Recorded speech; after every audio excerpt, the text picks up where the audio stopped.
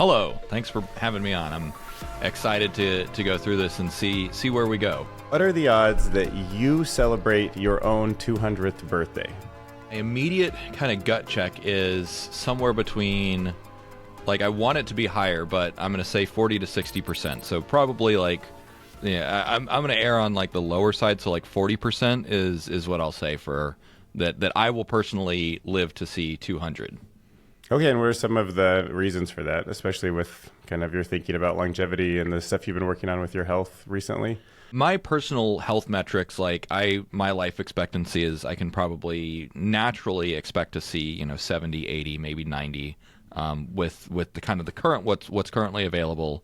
But what I'm banking on is, will we have enough breakthroughs between now and the time that I'm like more senescent that I will be able to kind of like keep kicking the can down the road? So like every time we have any breakthrough, whether it's one medicine that can prevent one disease, because like I'm on a couple of medicines that'll like, oh, this will basically guarantee that I won't have heart disease. Cool. So I've eliminated one cause of death, but there's plenty of other things that'll kill you, right? So then it's a matter of will the rate of new medicines or interventions either remove those causes of diseases, or then of course eventually just senescence and old age. If in the next basically 3-ish decades we can figure that out, then I will probably be in a good enough place where we get to a longevity escape velocity. And I do believe that longevity escape velocity is entirely possible. There are some things that might make it either really difficult or on an outside chance of like longevity escape velocity might be impossible. But yeah, so that's kind of where I titrate it. Like, okay, if we can get the next, stick the landing of the next 3 decades, I'll probably be fine. Yeah, because I think about things like, I know the telomere length on the DNA is something that seems to be correlated with longevity. That was kind of a big thing, it seemed like, about a decade ago. I know that we can put genetics into tools like ChatGPT and build new models that might help us understand like the genetic basis. It seems like amyloid plaques building up in the brain is something that is pretty off. So in that case, I kind of think I would lower my Bayesian probability, because every time it seems like we understand the nuances of the brain. I've heard of these things called microtubules that might be in the brain too, that help us keep memories, and part of maybe anesthesia is breaking those down, and then the brain cells aren't connected the same way. So I sometimes think that even if we do make it to 200, I almost wouldn't even call myself Dylan at that point if we can't keep these microtubules in place, like somebody who really loses a lot of their sense of self. So I personally think that we'd probably be looking at maybe 80% chance of the possibility of a 200th birthday. And I'm mostly extrapolating from like kind of exponential growth over the next a little bit, and maybe buying in a little bit to Ray Kurzweil's ideas. So what do you put your final odds? Yeah. So, we are certainly nowhere near the ceiling of what is computationally possible, right? We could extract the DNA, genetics, epigenome of every human, and then hypothetically, with enough compute, with enough accurate simulation ability, model the entire metabolome. So the human metabolome is basically a map of all metabolic interactions. And I think there's something like 400,000 different metabolites and interactions in the entire human body that we've mapped so far. And of course, like, that is computationally intractable right now. But with, the things that like AlphaFold 2 has been able to do, whatever's going to be possible, a year from now, 2 years from now, 10 years from now, it's entirely possible that we will get to a threshold of good enough where it's like you just, from a single drop of blood, it'll be kind of like the movie Gattaca. Like, we can predict to within a few days of when you'll die based on whatever variables. That is within the realm of what, first principles thinking, what is feasible. So the reason that I'm not quite at 80 to 100% is because there are still possible things that can go wrong with either disease models, age models, where because the longer you live, the longer you have for like things to just go catastrophically wrong. And then, of course, there's also the possibility of death by accident or starvation or violence. Right, yeah. And so, but if you constrain the model to strictly just biological causes of death, then it's like, okay, senescence is a really complicated thing, cancer, other age-related breakdowns. But at the same time, I just made a video a couple weeks ago about a medicine that's being tested in Japan, that basically de-ages your mitochondria. So like, okay, if you can do rejuvenation on a intracellular level across the entire body with a single medication, of course it hasn't been proven out yet, but that's like, okay, if that works, that's going to be a huge thing. But of course, as you pointed out, every time we look deeper, it's always more complicated than we think. I would also argue that like every time it seems like we discover even the complex thing to solve, we find that it's layered on something. So for certainly it seemed like, okay, when Bill Clinton, I think in the late 90s or something, was like, we've got our first genome, like now we have the book of life and now we can solve it. And you find out that histones, depending on how the DNA wraps around them, completely changes the way the book is read, like a choose your own adventure book. And then you find out that the microbiome, like all the bacteria that live in our stomach, actually outnumber the DNA that is in the rest of our body. So we actually are almost more or less human overall in terms of like actual DNA in our body. And then recently, it even seems like viromes, like the way we've interacted with viruses for so long, might even be a big part of how the microbiome and then any kind of biome outside of the stomach, like the blood-brain barrier might be more permeable than expected. And there might be things happening in the brain with viruses, because I think it's the herpes virus is connected with some sort of brain neurology problem. So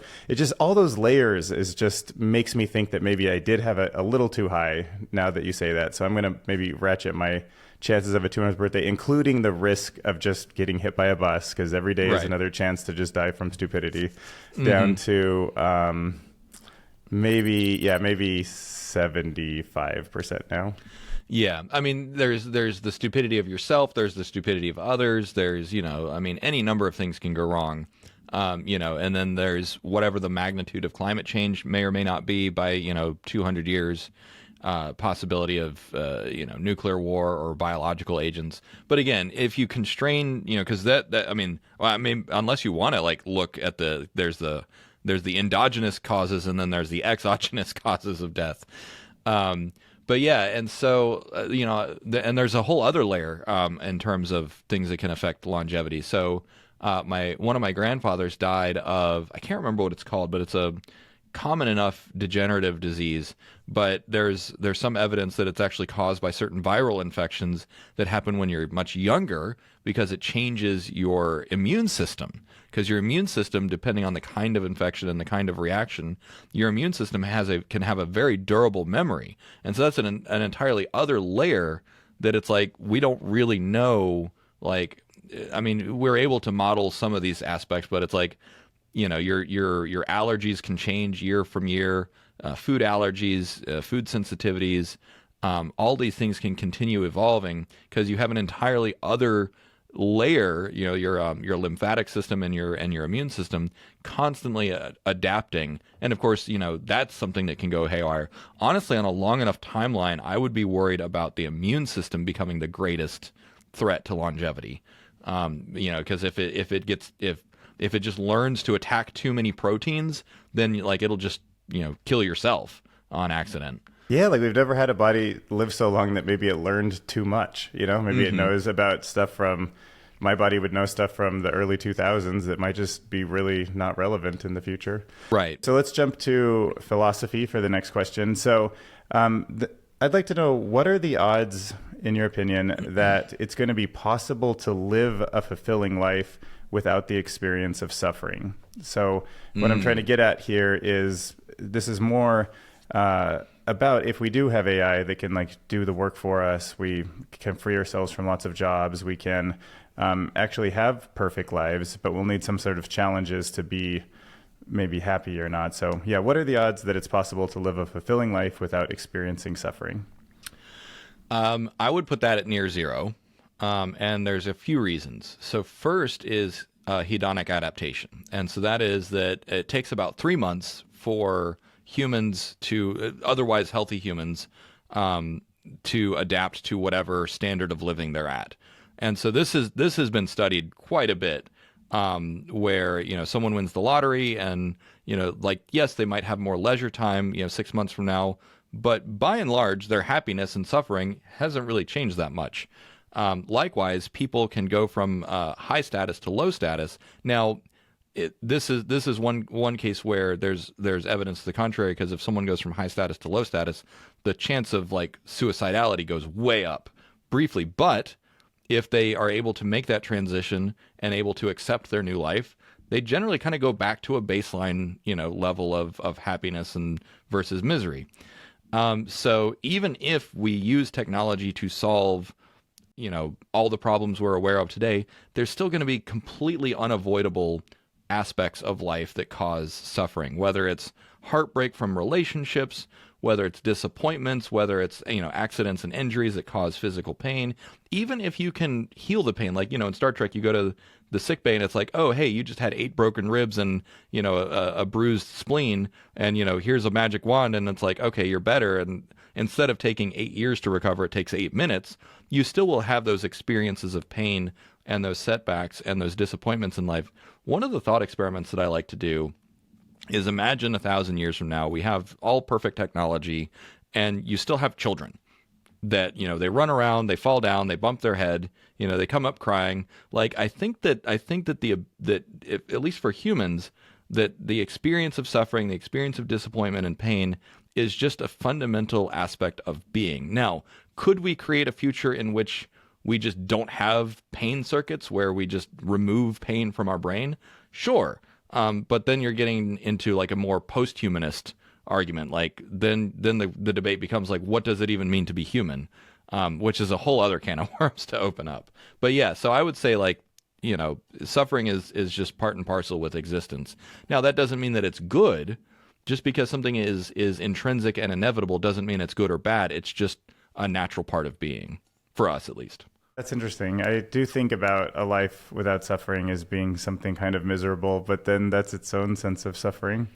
Right. So I sometimes get lost in how to even think about it. But yeah, it seems like the best times in my life weren't always the easiest. Like sometimes the entrepreneurial endeavors I was on, where we were staying up late and working hard, felt very fulfilling.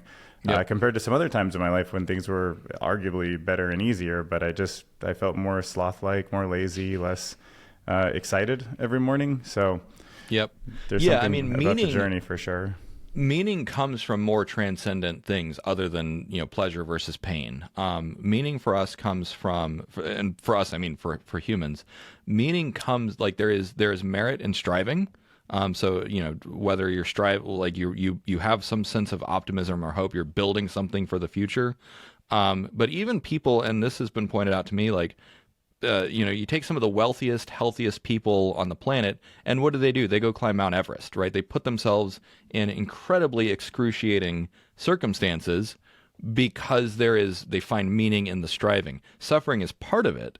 The effort is part of it. But it's almost like suffering is subset. There's a superset, that's kind of what I call the struggle or the striving. And so like whether it's intellectual striving, whether it's physical striving, whether it's going through the transmutation process of suffering or ritual or whatever, that's kind of where we get meaning from. And another big source of meaning for a lot of people is novelty of some kind. So you get to a new place in life, you have a new relationship, you achieve something new, or any kind of new experiences. And so for me, from a philosophical perspective, I see striving and novelty as kind of the two biggest sources of meaning, other than relationships. As a social animal, 90% of our meaning comes from our relationships, honestly. So, yeah. It's funny how humans want so much novelty in their life, but then also it seems so hard for like generations to change habits, It seems like we always want these novel little experiences on a vacation or to meet a new person, but yet it's really hard to just think about like how an entire generation works or lives or acts, and that's like not novel to us. That's scary because we like our control. So I mean, there's familiarity, there's definitely comfort in familiarity. And you can also get to a point of like dopamine saturation. Like there's been times when I was listening to just like hundreds of new songs on Spotify a day, and eventually needed silence for a few weeks. It's Yeah. like I've had enough new music. Now I just need nothing. So like that's just part of how our brains work. Yeah, I'm kind of the opposite. I sometimes listen to music on repeat for hours and just like vibe with it and start like Nice. forgetting there's even lyrics. So Yep. my soundtrack is very repetitive. Okay, so for the next question, let's do cosmology. What are the odds that first contact happens in your lifetime? So in my natural lifetime of, 70, 80 years, I would say pretty slim because if there are, and here's the criteria that I'm thinking of. If there are extraterrestrial life forms, then there's the question of distance. But if you believe that like they are visiting Earth, then it's entirely up to them when they make contact. It's not up to us. So it's like roll of the dice, right? Flip a coin. Like does do the aliens come down, or whatever? But I don't see scientific progress moving fast enough for us right now that we will like invent faster than light travel if it's possible. And if it is possible, it might be, decades, centuries, millennia away. And so like, what is the full extent that humanity will explore in the next, 5 decades? Like we might still be in our solar system. And so that's why I say like, okay, so if it's up to us, it's basically zero for experiencing other life forms, unless the life forms come to us, or unless there's some gigantic breakthrough. The singularity happens in 2044 or 2045 or whenever it happens, and then we become Q-like gods that we can control the entire universe. But then like discovering extraterrestrial life is going to be like eighth page news. That's not going to be even front page news anymore. So yeah, in terms of a meaningful breakthrough of discovering ET, I'd say like that's practically zero in my natural lifetime. Well, what about how ASI might make incredible exponential growth in detection methods? I mean, AI seems like it's really good at looking over a large search space and finding really intricate patterns. I mean, do you think just by staring up at the stars and putting astronomy data into these systems, we might detect alien life? Yeah, so there is a good amount of like data out there in terms of just what we can already detect. And of course, we could put exponentially more telescopes and other more advanced sensors in space, and really get a good cross section of like what's out there. At the same time, you do lose a lot of resolution with distance. And so even if you can detect, like if you can detect organic, molecules, from hundreds of light years away, thousands of light years away, still like even contacting them is going to take, we're still bounded by the speed of light, unless they've been broadcasting at us the whole time, like in the movie Contact. But yeah, so detection, maybe, I could see detection happening within, the next decade or two. But it's a question of detection at what resolution and at what distance. I think that's going to be the primary kind of question then. And do you still think it's virtually zero that they could be trying to communicate to us through dark matter or quantum mechanics or some other mechanisms that we're just not totally understanding yet? So the universe, as far as I know, we have come to consensus that it is non-local and non-real. So the possibility of faster than light communication seems plausible. But as far as I know, you would need to start with an entangled communication device. Meaning like you start with entangled particles and then you move them, away from each other. So I don't know that like retrocausality could be useful like for an ad hoc network. And there's a lot to unpack there, and I can explain what I mean if you want me to. But yeah, so I doubt it. There's a lot of ifs required to get to that statement. Yeah, because sometimes I wonder if there is communication all around us that we're just not detecting, or, because we think, wow, I mean, on the grand scheme of things, we just barely came up with like understanding radio waves. And, for billions of years, we've never been broadcasting anything like that. And who knows if we're going to come across many, many more things to communicate through that we just haven't discovered. So sometimes I wonder if aliens are around us, they just don't exactly feel like someone we can connect with yet. Or Yep. it also seems like all matter has like an antimatter equivalent, and it seems like in some cases those antimatter universes could also be capable of life. And I wonder if there's something kind of literally on us that's unavailable for us to communicate with. So, I put the odds of that at least at 20% in my mind, just because of the unknown unknowns. But Yeah. and also sometimes I wonder if we can detect organic molecules and then be like, oh, this is something has already happened out there, and then go find that. And my guess is once we find organic molecules, and even if we could go there and visit it, I don't know if it would be alien anymore, but it might have been a period in time where it evolved the same way we did, and then kind of moved into some sort of future Neuralink digital version, something beyond digital that we don't understand. Yep.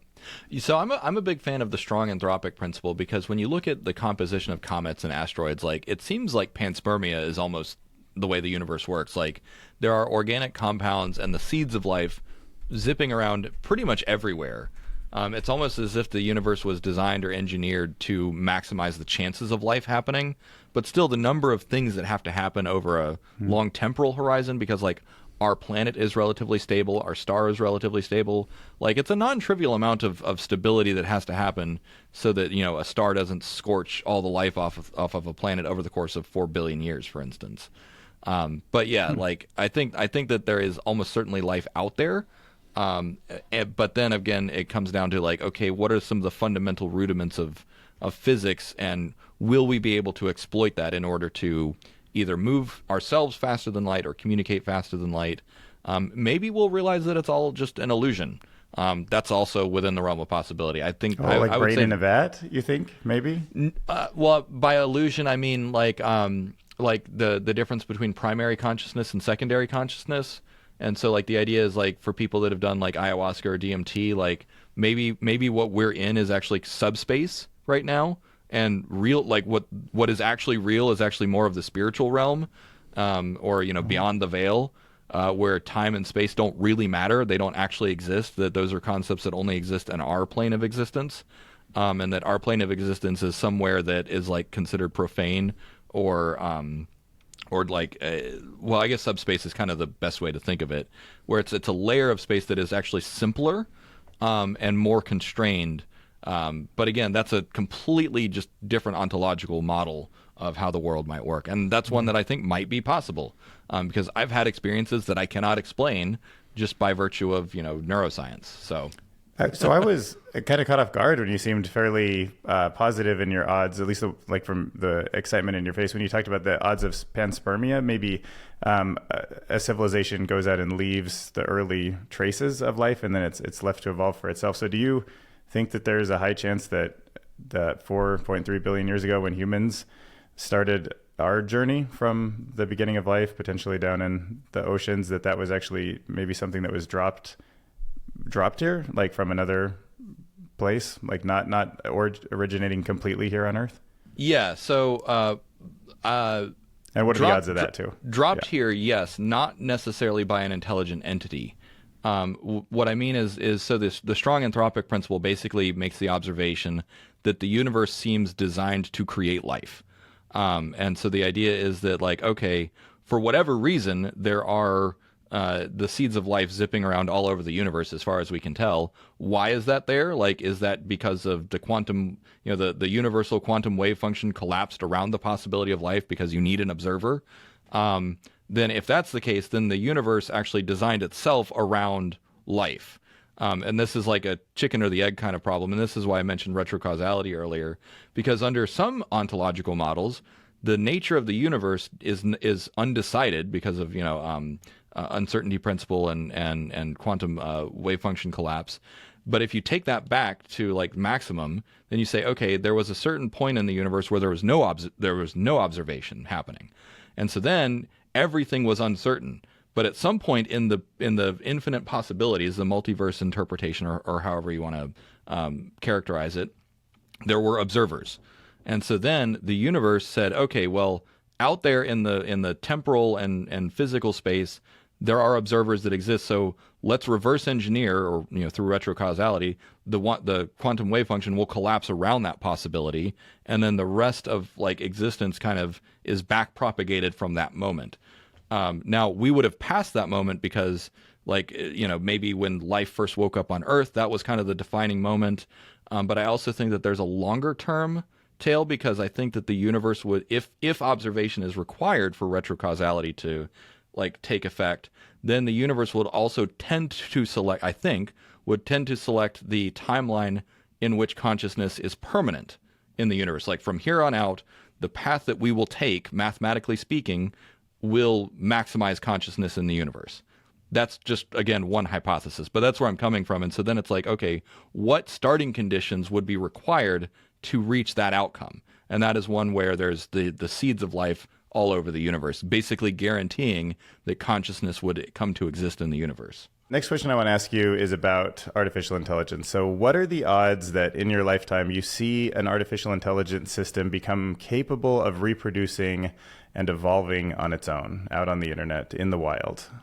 I would say that's probably near 100% and relatively near term as well, if I had to put a number to it. So I would say like the odds of it in my lifetime, my natural lifetime, is like 95 to 99% of a polymorphic, self-replicating artificial intelligence of some kind. Okay, so what have you seen so far that kind of leads you towards that high level of confidence?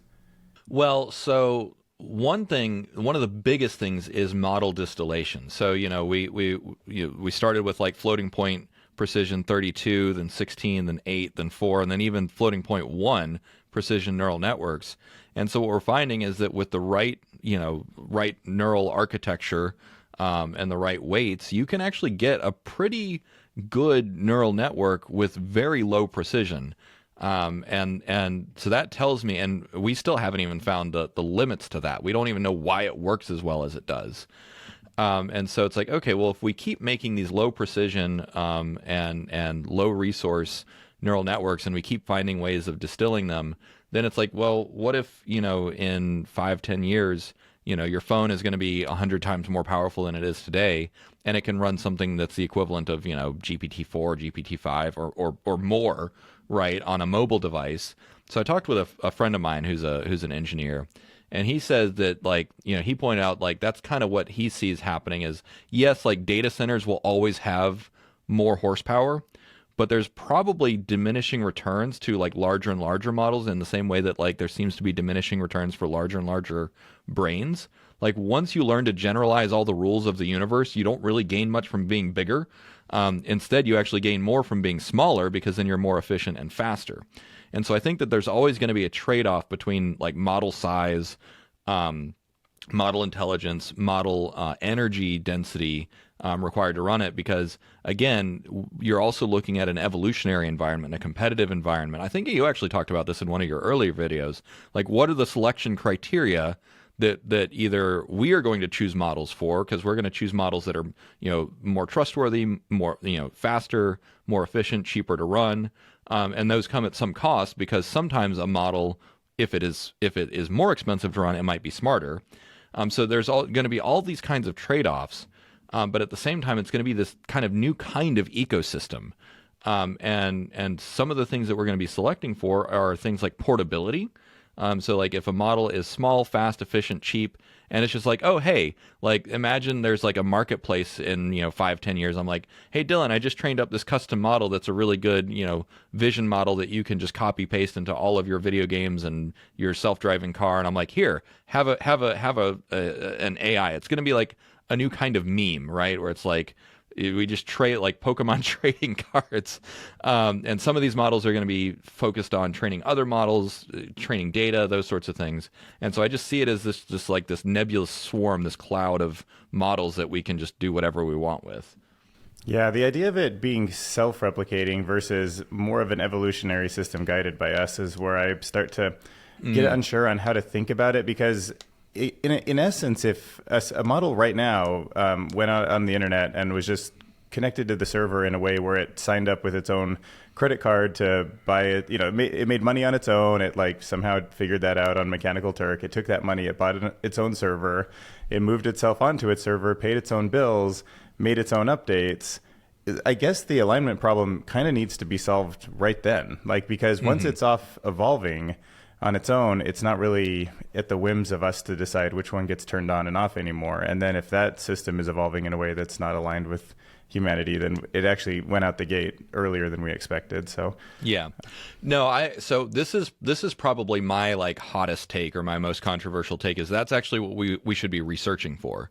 We should actually be focusing primarily on fully autonomous AI systems with the intention of setting them free, knowing that they will be in a competitive environment, knowing that that they're going to be able to evolve faster than we can keep a hold of, but also creating incentive structures and systems out there, as well as kind of setting them on an early trajectory, knowing that these models are like, okay, hey, like, you know, out in the vast, you know, sea of the internet or and whatever, and in, you know, moving from person to person via open source and those sorts of things. It's kind of like Richard Dawkins, like the selfish gene.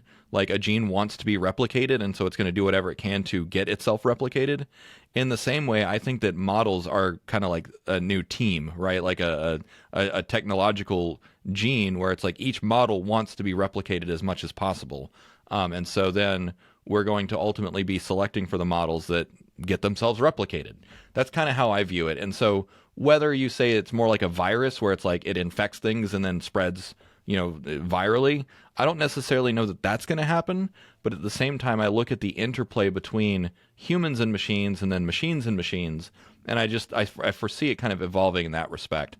Now, I could be completely wrong. It could be that high quality models that are produced by, you know, governments and universities and for-profit corporations might always be superior, and there might always be a controlled ecosystem.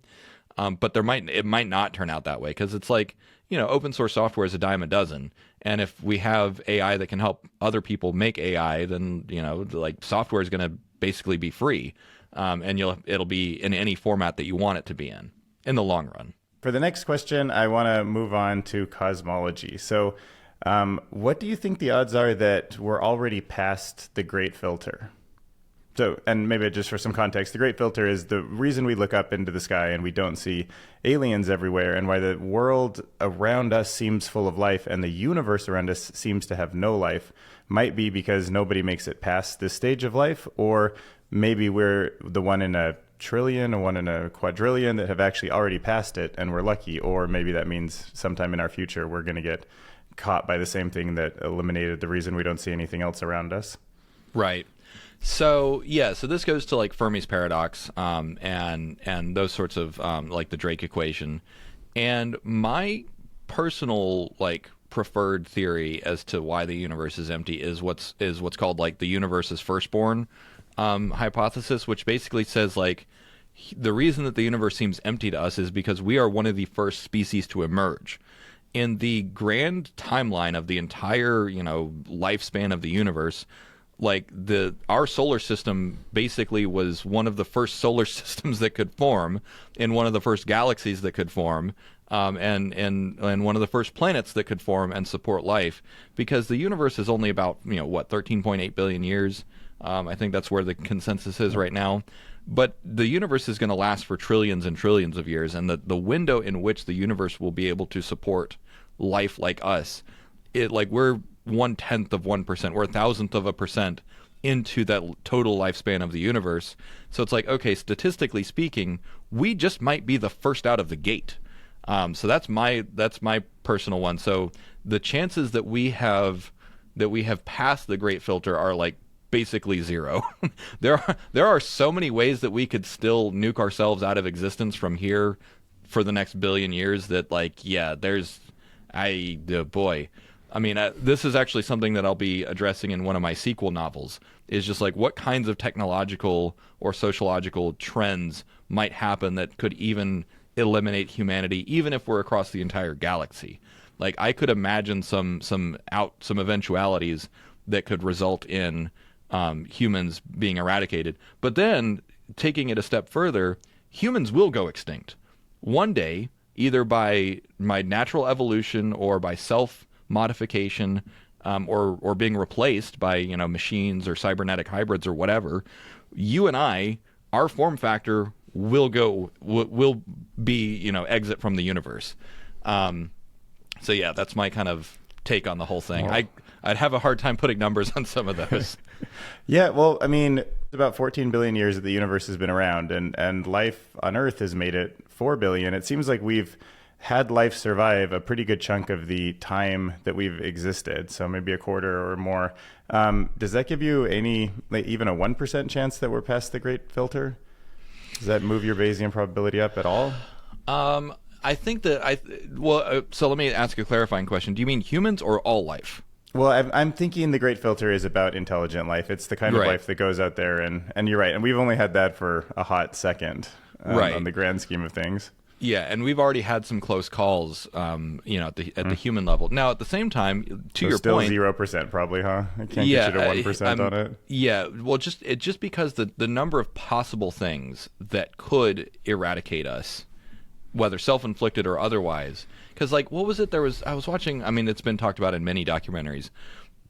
But if there was a supernova, even within, like, 50 light years or something, like, that could erase all life on Earth. And, like, Right. those are the kinds of interstellar events that we might have a hard time predicting. Or even if you could predict it, like, imagine a future where we never invent faster than light travel, and so the sphere that humans have learned to occupy could still get completely irradiated and nuked by an interstellar event. Now you take that out 10 million years when we've colonized the Andromeda galaxy. That's going to be lower, but of course Andromeda is going to merge with the Milky Way galaxy eventually.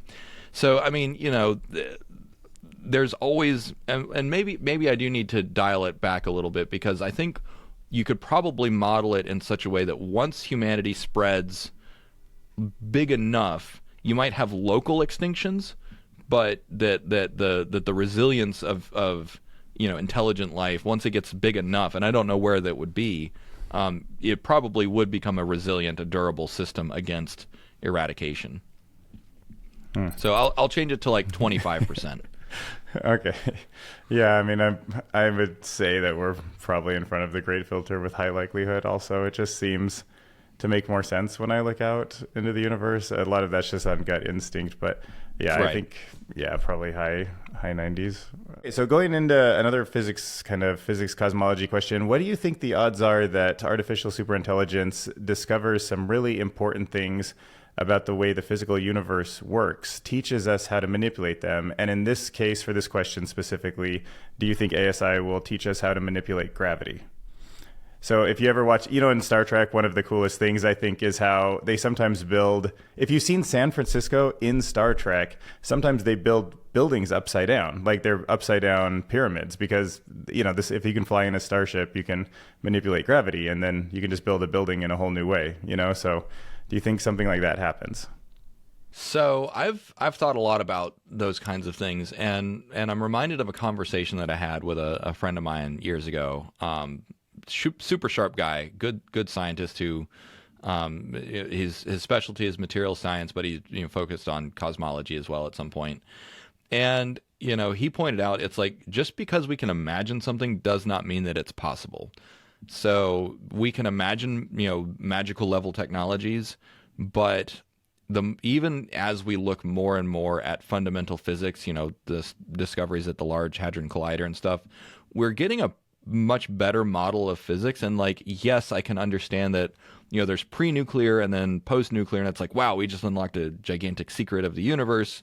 And that is actually one of the reasons, like, the fact that nuclear energy was discovered and unlocked is why nations invest billions and billions of dollars into fundamental physics. But at the same time, it is, we can imagine that there might still be secrets out there that will be completely earth-shattering, maybe literally earth-shattering. But it's also possible that there aren't, because when we look at the progress of science, it is slowing down so much. It costs billions and billions and billions of dollars and years and years and years of research to even prove if there's, gravitons. And it's like, so we could be past, and this is a very sad thing to think of, we could be past the golden age of discovery in physics. So it's not really a question about ASI. It's a matter of, like, what do you believe is true about the natural universe? So what are the odds? I think the odds are pretty low that ASI will will do something that basically gives us, magic technology. Now, that's not to say that there will not be future technological breakthroughs that look like magic from what we are, capable of today. Like tricorders, I think, are coming very soon. That level of technology where it's like, oh, it's a smartphone app and it can diagnose anything and synthesize a cure on the spot. That would be magical level technology. But in terms of high energy physics, like giving us the power of Q, where we can just manifest things or manipulate gravity specifically. I mean, there's a huge holdout for me, and the huge holdout is there is ample evidence that there are aircraft out there that defy the laws of physics. And, whether they're UFOs or extraterrestrials or UAPs or whatever, there are craft that seem to decouple from physics as we know it. How do those craft operate? Who operates them? I have no idea. But I think that there's enough evidence that we don't have a complete understanding of physics. So that's like the holdout of like 5% that if they are manipulating gravity, if it is actually possible to manipulate gravity, then we will find it one day. But that's like still an outside possibility in my mind.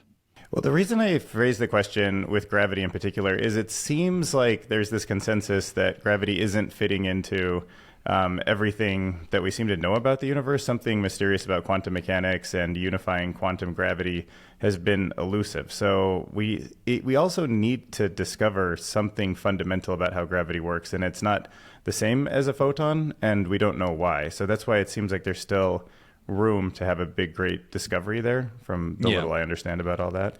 Yeah, I mean, one of the books that I've got on my bookshelf is The Theory of Quantum Gravity, which I barely grasp it. And that's, of course, only one theory about, where does gravity come from. And of course, the more you look at kind of the fundamental substrate of the universe, the more you end up with even more questions. And so this gets to like what I call the concept of an ontological container, which is like, are we living in a simulation? Are we living in a holographic universe? Are we living in a quantum gravity universe? Like there's so many different models, like fundamental models of how the universe works. And some of them are completely irreconcilable, but we have just as much evidence for each of these models. So, I mean, I guess to answer the question is like, will ASI help us figure out the fundamental nature of our ontological container? I think it could help get us close, but on a more philosophical level, depending on the ontological container that we're in, it might actually be fundamentally impossible to characterize the operating system that we live in. And so when you look at it, for instance, if we're in a simulated universe, then what we are seeing, there's several layers of abstraction between whatever is running our universe and the situated measurements that we are able to make, meaning that the fundamental the rudiments of the universe are permanently beyond our horizon, that they are fundamentally and inexorably unavailable to us to measure, meaning that we're going to be trying to model the operating system from within the operating system. So I have come to the point where I have accepted that some of these questions might be literally impossible to answer, no matter how much time or energy you spend on it. Yeah, I wish I would have phrased it actually ontological container, because I guess deep down when I was thinking about gravity, I was thinking that's the thing is if we're inside of a system and we can never step out of it, will ASI figure out a way for us to step out of it and look at ourselves in a way we couldn't? That's such an interesting question. But let me move on to the next question for you. So what do you think the odds are that we create an AI that's capable of experiencing suffering? Ooh. So that also goes back to the question of ontological container, because then because in order to answer that question, you have to be able to answer like what are the required ingredients to have a subjective experience of being. So if we live in a materialist container or a monist container, which is basically that matter and energy are what you see is what you get. If we live in if the nature of the universe is that what you see is what you get, and there's nothing metaphysical, there's nothing outside of what we can measure, which that's kind of the primary scientific viewpoint, then there's no special secret sauce that makes humans conscious and something else not conscious. And so, but then there's plenty of other models out there like dualism, where the mind and body are separate, or other cosmogonic models where there's the immortal soul that's disconnected, it's a metaphysical entity.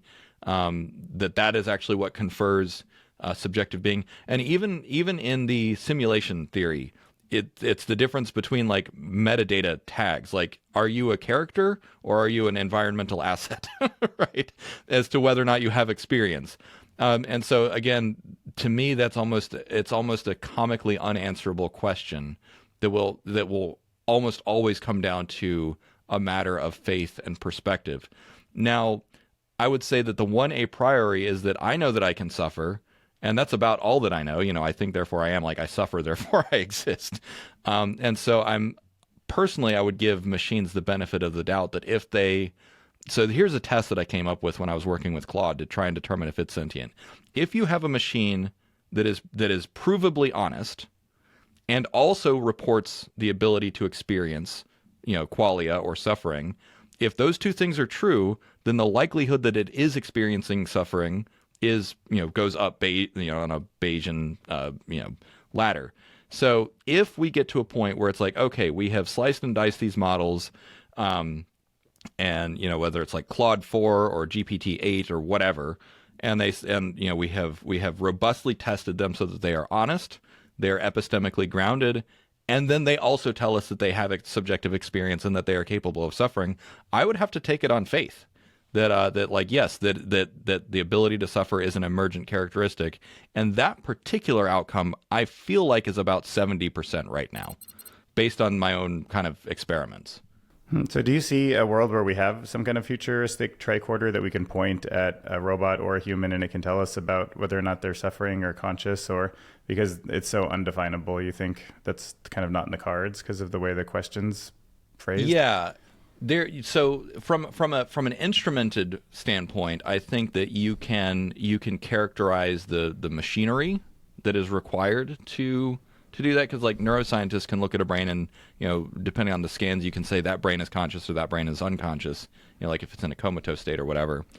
I think that we will probably be able to get to a point where through instrumentation we can measure that, but I think that also a lot of it will come down to self-reporting. It could be because when you think like, okay, that kind of kernel essence of qualia, like that has to be active, it has to be instantiated, and then tell you that it is conscious in order to really recognize it. Now, of course, there's the thought experiment of Chalmers zombies, where could you construct a machine that even reports that it's conscious and acts conscious and is completely indiscernible from something that is? Like, those are both possible. So I know it's a frustratingly vague answer. Yeah, no, it's fun. Because to me, I think that my guess is that it's something about just knowing how a complex system is working. I got a feeling that there will be intelligent systems that are just complex adaptive systems in nature, and then there will be some that are just like that, but also self-aware and conscious. And I think it'll be the way that they're simulating themselves in the environment, the way they're connected to the environment in a way where there's like a physical response, and then somehow that is going to be measurable. Like, we should be able to see the system when it's in the mode of suffering or it's in the mode of self-awareness or free will, where it thinks it has free will, even though it probably won't, in my opinion. But it will all be in a system that has some sort of characteristics. And I'm not sure, but if you haven't already looked at that, it's a brand new paper that came from Anthropic about the Golden Gate neuron and how they've been amplifying a tiny part of Claude. And it's basically a group of neurons that think about the Golden Gate Bridge, and then no matter how you prompt it, it kind of works Golden Gate Bridge in a fun way. You're like, tell me a story, and it works it in, and it's like, how would you spend your money? You're like, I go across the Golden Gate Bridge, but it could be anything, and that just got me thinking, like, wow, we must be sort of similar, and there must be ways to do that. So I'm going to put that odds at maybe 50-50. I've kind of gone back and forth on that one a lot. Yeah, I mean, there's a lot of there's some known unknowns, and then there's a lot of unknown unknowns about where it's going to go. But again, some of it always just comes down to a matter of faith. Like, how do you believe the universe works? I'm going to ask you again about longevity, because we sort of started there, and I wanted to know, what do you think the odds are that you'll be uploading a full simulation of your mind to a digital substrate to essentially live forever, or at least, for the long foreseeable future, in digital form after you die? I think it'll probably be long before I die. I think that there's a pretty compelling, even just a commercial case to be made for a digital twin of us. Like, hey, I'm just gonna like extract a copy of my brain and put it out there in cyberspace to go work on, you know, my behalf, or go become its own digital entity to just go frolic in cyberspace and do whatever, you know, it wants to do. But then of course, like you end up very quickly with, okay, now it's unbounded by physical constraints, so then it immediately starts, you know, changing itself.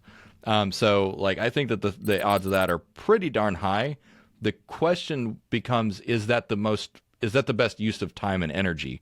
I would like this question to be kind of your personal, like, do you want to upload your brain as David Shapiro, and do you want it to be in an environment that simulates the physics of the planet Earth so that you feel the same, or are you open to completely new forms of body types and duplications and all of that? I don't believe that my subjective experience would go with it. So and so I think that it would just be a copy. So no, like I'm not really interested in that. And if you do create a copy that is capable of suffering, I think that is an unethical choice.